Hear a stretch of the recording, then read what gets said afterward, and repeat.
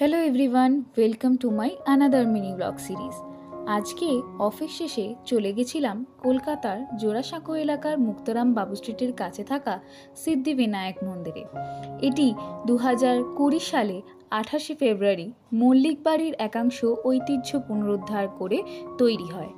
এই সিদ্ধিবিনায়ক দেবস্থানম মন্দির তৈরির পিছনে রয়েছেন ইমামি গ্রুপের দুই কর্ণধার শ্রী রাধেশ্যাম গোয়েঙ্কা ও শ্রী রাধেশ্যাম আগরওয়াল।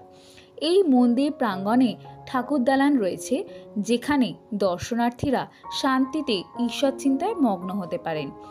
এই মন্দিরের বিশেষত্ব হল বুধবার সারাদিন দর্শনার্থীদের জন্য মন্দিরের দ্বার খোলা এবং এখানে সবসময়ই প্রসাদ বিতরণ করা হয়। যারা মন্দিরে পুজো দেওয়ার কথা ভাবছো, তারা মন্দিরের কাউন্টার থেকে পুজো দেওয়ার সামগ্রী নিয়ে পুজো দিতে পারো এবং পুজোর শেষে তোমরা বিনায়কের মূর্তি পরিক্রমা করে নিতে পারো। এখানে আসার নিয়ারেস্ট মেট্রো এমজি রোড বা গিরিশপাদ থেকে তোমরা রাম মন্দির ক্রস করে মুক্তরাম বাবু স্ট্রিট থেকে 5 মিনিট হাঁটলে চলে আসতে পারবে এই মন্দিরে। তোমাদের সুবিধার্থে মন্দিরে নিত্য পূজা ও ভোগ বিতরণের সময়সূচি আমি ভিডিওতে দিয়ে রাখলাম। আজ তবে এই পর্যন্তই, আবার দেখা হবে পরের ব্লগে।